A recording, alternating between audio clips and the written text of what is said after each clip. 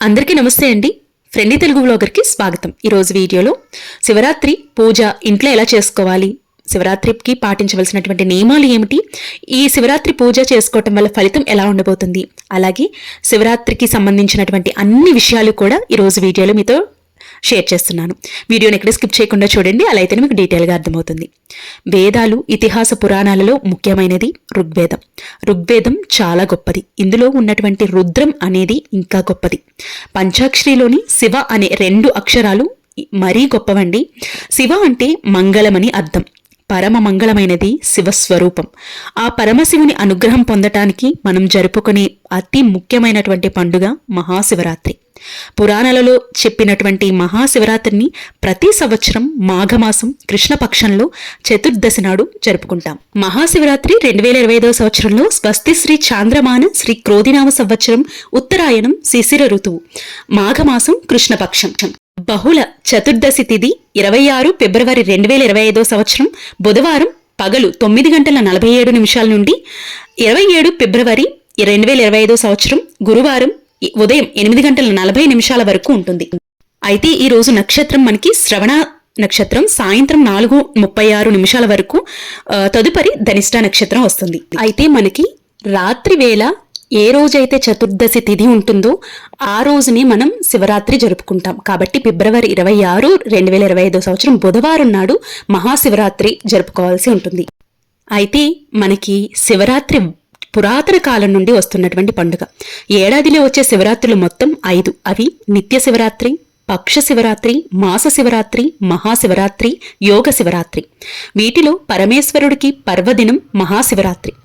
మార్గశిర మాసంలో బహుళ చతుర్థి ఆర్ద్ర నక్షత్రం రోజున శివుడు లింగోద్భవం జరిగింది. అందుకే ఈ రోజున శివుణ్ణి లింగాత్మకంగా ఆరాధించిన వారికి ఎవ్వరికైనా సరే ఆ శివుని యొక్క అనుగ్రహం తప్పకుండా కలుగుతుంది. ఈ రోజున శివ ప్రతిష్ఠ చేసిన లేక శివ కళ్యాణం చేసిన ఎంతో శ్రేష్టం. మహాశివరాత్రి రోజున తనను పూజిస్తే తన కుమారుడైన కుమారస్వామి కన్నా ప్రియమైన వారు అవుతారని సాక్షాత్తు ఆ పరమశివుడే చెప్పారని పురాణాలు చెప్తున్నాయి.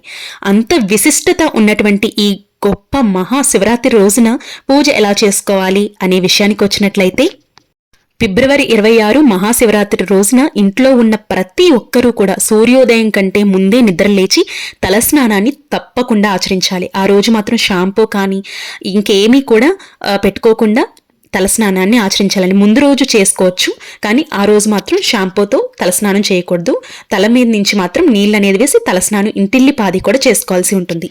ఈ రోజున స్వామివారిని లింగ రూపంలో పూజిస్తే చాలా మంచిది. మీ కుటుంబ సభ్యులు ఎంతమంది అయితే ఉంటారో అంతమంది ఈ శివరాత్రి పూజలో కూర్చొని పూజ అనేది చేసుకోవచ్చండి. ఎందుకంటే ప్రతి మనిషికి, ప్రతి కుటుంబానికి ఏదో ఒక సమస్య ఉంటుంది, ఏదో ఒక దోషం అనేది ఉంటుంది. తప్పకుండా మీకున్నటువంటి దోషాలు తెలిసినా తెలియకపోయినా కూడా ఈ మహాశివరాత్రి రోజున స్వామివారిని లింగ రూపంలో పూజించుకోవటం వల్ల మీకున్నటువంటి దోషాలన్నీ కూడా మటుమాయమవుతాయి. లేదు అంటే మీకు ఇంట్లో పూజ కుదరలేదనుకుంటే గుడికి వెళ్ళి కూడా అభిషేకం అనేది చేయించుకోవచ్చు.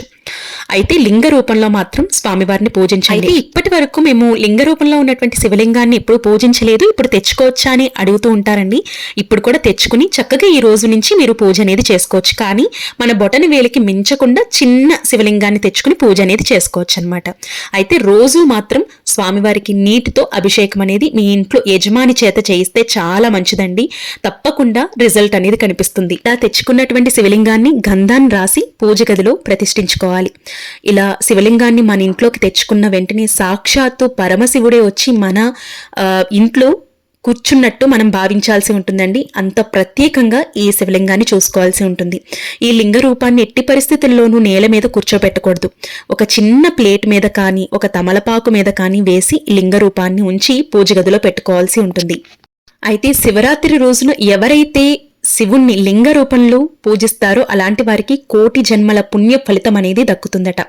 అయితే శివరాత్రి రోజున ఇంట్లో పూజ చేసిన తరువాత ఓం నమ శివాయ అనే పంచాక్షరి మంత్రాన్ని 108 సార్లు జపిస్తే చాలా మంచిది. శివలింగాన్ని ఇంట్లో ఉంచుకుంటే రోజు ఖచ్చితంగా మీరు అభిషేకం అనేది అంటే నీళ్లతోనైనా అభిషేకం అనేది చేసుకుంటే చాలా మంచిదండి. శివరాత్రి రోజున లింగాన్ని తయారు చేసి పూజ గదిలో చాలా మంది పెట్టుకుంటారంటే రోజు కూడా శివలింగాన్ని పూజ చేయలేము, మేము లింగం అనేది ప్రతిష్ఠించలేము అనుకున్నవారు ఆ రోజు మీరు మామూలుగా తయారు చేసుకుని పూజ అనేది చేసుకోవచ్చు అన్నమాట. మరుసటి రోజు ఉదయం ఆ శివలింగాన్ని నదిలో కానీ పూల చెట్ల మొదల్లో కానీ వేసి మీరు ఇలా కూడా పూజ అనేది నిర్వహించుకోవచ్చు. ఈ విధంగా అన్నీ కూడా ఏర్పాట్లు చేసుకోవాలి. అయితే ఒక పీఠం ఏర్పాటు చేసుకుని మీరు పూజ అనేది చేసుకోవచ్చు, లేదు అంటే పూజ గదిలో కూడా మీరు పూజ అనేది చేసుకోవచ్చు. ఇలా శివపార్వతుల సమేతంగా ఉన్నటువంటి కుటుంబ సమేతంగా ఉన్నటువంటి ఒక పటాన్ని తీసుకోవటం, లింగం అంటే శివలింగాన్ని ఏర్పాట్లు చేసుకోవటం, డమరుకాన్ని కూడా నేను ఇక్కడ పెట్టుకున్నాను, మీకు అవైలబుల్గా ఉంటే పెట్టుకోవచ్చు. అలాగే ఒక రుద్రాక్షను కూడా పెట్టుకున్నానండి. రుద్రాక్ష పెట్టేటప్పుడు మాత్రం చాలా జాగ్రత్తగా పెట్టుకోవాల్సి ఉంటుంది. ఈ విధంగా రుద్రాక్ష పెట్టుకొని కూడా నేను పూజ అనేది చేసుకుంటున్నాను. ఒకవేళ మీకు శివలింగం లేదు అనుకుంటే శివలింగం ప్లేస్లో మీరు రుద్రాక్షని కూడా పెట్టుకుని ఆ రుద్రాక్షే శివుడిగా భావించి మీరు పూజ అనేది చేసుకోవచ్చు. ఎందుకంటే అతి పవిత్రమైనది రుద్రాక్ష అన్నమాట. కానీ రుద్రాక్ష ఇంట్లో ఉన్నప్పుడు మాత్రం జాగ్రత్తగా ఉండాల్సి ఉంటుంది. అలాగే వినాయకుడి పటం కూడా ఉంటే పెట్టుకోండి, లేదంటే చిన్న విగ్రహం ఉన్నా పెట్టుకోవచ్చు. అన్నపూర్ణమ్మ విగ్రహాన్ని కూడా నేను ఇక్కడ ఉంచి పూజ అనేది చేసుకుంటున్నాను. అయితే ముందుగా మనం ఏ పూజ చేసినా, ఏ వ్రతం చేసినా వినాయకుడికి పూజ అనేది చేస్తాం కాబట్టి వినాయకుడికి పూజ అనేది చేసుకున్న తరువాత స్వామివారికి అష్టోత్తర శతనామావళితో చక్కగా పూజ అనేది చేసుకోవచ్చండి. ఈరోజు స్వామివారికి ఇష్టమైనటువంటి పాటలు, శ్లోకాలు, స్తోత్రాలు అన్నీ కూడా చదువుకోవచ్చు. అలాగే ఈరోజు చక్కగా లింగాష్టకం చదువుకుంటూ లేదంటే వింటూ కూడా పూజ అనేది చేసుకోవచ్చు అనమాట. అలాగే కాలభైరవాష్టకం మీరు కనుక కార్తీక మాసంలో కార్తీక పౌర్ణమి చేసుకోలేకపోయినా, కార్తీక మాసంలో ఒక చిన్న దీపం వెలిగించుకోలేకపోయినా, మహాశివరాత్రి రోజున తప్పకుండా మీరు ఒక చిన్న దీపమైన నువ్వుల నూనెతో దీపాన్ని వెలిగించి చూడండి. తప్పకుండా మీకున్నటువంటి సమస్యలన్నీ కూడా తొలుగుతాయన్నమాట. జీవితంలో గొప్ప మార్పులు అనేవి వస్తాయండి. అంత పవిత్రమైనటువంటి రోజు ఈ మహాశివరాత్రి. నేను పూజ చేస్తున్నప్పుడు అక్కడ పటానికి పెట్టినటువంటి ఫ్లవర్ ఏదైతే ఉందో అది కింద పడిందండి. నాకు చాలా సంతోషంగా అనిపించింది. ఇలా ఏదైనా పడింది అంటే అది ఒక మంచి సూచన అని చెప్తూ ఉంటారు. అందుకే నేను మీతో షేర్ చేస్తున్నాను. అయితే ఈ విధంగా పూజ అనేది చేసుకోవాల్సి ఉంటుంది. ఈరోజు ప్రత్యేకంగా కాలభైరవాష్టకం, శివతాండవం కూడా చదువుకోవచ్చండి. శివతాండవం సాయంత్రం వేళ పూజ చేసిన తరువాత, శివతాండవం సంధ్య వేళలో చదువుకోండి. తప్పకుండా మీకున్నటువంటి ఆర్థికపరమైనటువంటి ఇబ్బందులు కానివ్వండి, భార్యాభర్తల మధ్య సఖ్యత కానివ్వండి తప్పకుండా ఉంటుంది. అలాగే బిల్వ దళాలు ఏదైతే ఉంటాయో, బిల్వ పత్రాలు స్వామివారికి సమర్పించినా కూడా ఎంతో సంతోషం. మీకు గనుక ఒకవేళ అవి అవైలబుల్గా ఉన్నాయి అనుకుంటే బిల్వపత్రాలతో కూడా చక్కగా పూజ అనేది చేసుకోవచ్చు. అయితే ఈరోజు ప్రత్యేకంగా స్వామివారికి పిండి దీపారాధన అనేది చేస్తాను. ఈ పిండి దీపారాధన కూడా చాలా శ్రేయస్కరం అనమాట. ఇక్కడ 3 పిండి ప్రమిదల్ని ఈ విధంగా అడ్డ నామాలు పెట్టుకొని అంటే అడ్డబొట్లు ఉంటాం కదా, సో అవి పెట్టుకున్న తరువాత ఈ విధంగా ఏర్పాట్లు చేసుకుని 3 పిండి ప్రమిదల్ని వెలిగించుకుని పూజ అనేది చేసుకోవచ్చు. ఈ రోజు ప్రత్యేకంగా స్వామివారికి పాలని నైవేద్యంగా పెట్టుకోవచ్చండి. ఒకవేళ పరమాన్నం చేసుకోగలిగితే పరమాన్నం నైవేద్యం, ఏ నైవేద్యమైనా మీరు పెట్టుకోవచ్చు. ఒకవేళ ఏమి పెట్టుకోలేము అంటే కనుక పాలు పెట్టుకోవచ్చు, లేదంటే బెల్లం ముక్కనైనా కూడా నైవేద్యంగా పెట్టుకోవచ్చు. మనం వినాయకుడికి పూజ చేసినప్పుడు కూడా వినాయకుడికి నైవేద్యం పెట్టి పంచోపచార పూజ చేసిన తర్వాత మాత్రమే ఈ పూజ అనేది నిర్వహించుకోవాల్సి ఉంటుందన్నమాట. ఈ విధంగా పూజ అనేది చేసుకున్న తరువాత శివ పురాణం చదువుకోవచ్చండి. ఈ రోజంతా కూడా స్వామివారి యొక్క నామస్మరణతో అలాగే ఉపవాసం ఉంటూ జాగరణ ఉంటూ స్వామివారి యొక్క పూజ అనేది చేసుకోవాల్సి ఉంటుంది. శివరాత్రి అనగానే మనకి ముందుగా గుర్తొచ్చేది ఏంటంటే ఉపవాసం, జాగరణ, అలాగే అభిషేకం. స్వామివారు అంటే మహాశివుడు అభిషేక ప్రియుడు.